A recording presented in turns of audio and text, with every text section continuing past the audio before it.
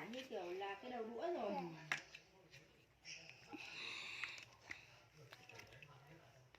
Tấm bề nó quả to lắm. Nhưng hôm cách đều tháng nó vừa là nó ở trong không nữa. Hôm qua dắt cà rốt đi chơi nó cái chỉ có quả người ta năm nay đẻ, có người ta năm nay đẻ lắm, nó không con mà có vài quả nó ra nhiều ăn. Chị ra, cái rồi là gì đã được kiểu như tắm của mình thì chân, thế nó xong ăn được to lắm, để toàn của tính.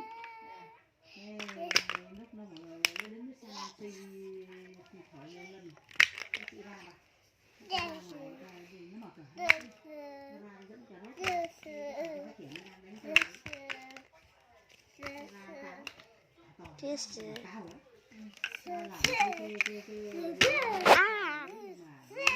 nó bọc sắt ấy, ông Tuấn này đun lên này hai nó ao nó sâu lắm hai mẹ bà lấy cháu cứ đứng lên đất răm lá Ui dồi ôi. Ui trời.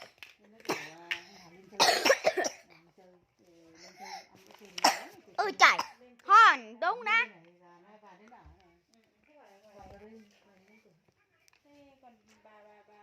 Đấy đi xuống đà Chi. Xuống mà thuê ở đâu? Ở Cầu Rang.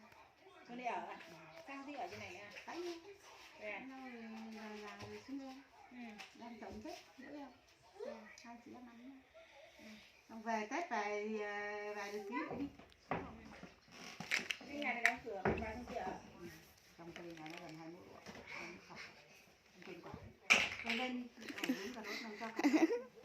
Cho. Cho cái góc đầu nguyên.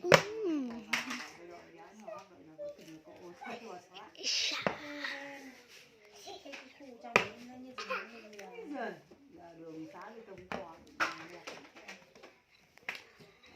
2 tầng đường to hai tôi nhé ông ngõ này nhà Tấn Bê trong kia ấy giờ nó rộng đẹp như U Minh ngày xưa cái bà Kim Xến này khổ lắm này. thế cái bà Thủy giờ còn đi dạy ông Thanh gì giờ Kim Xến lại muốn vợ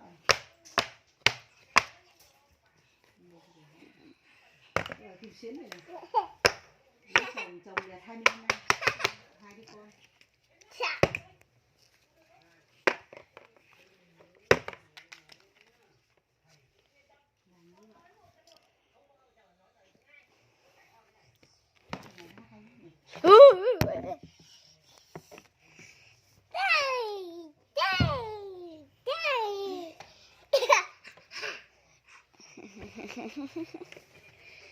Trời.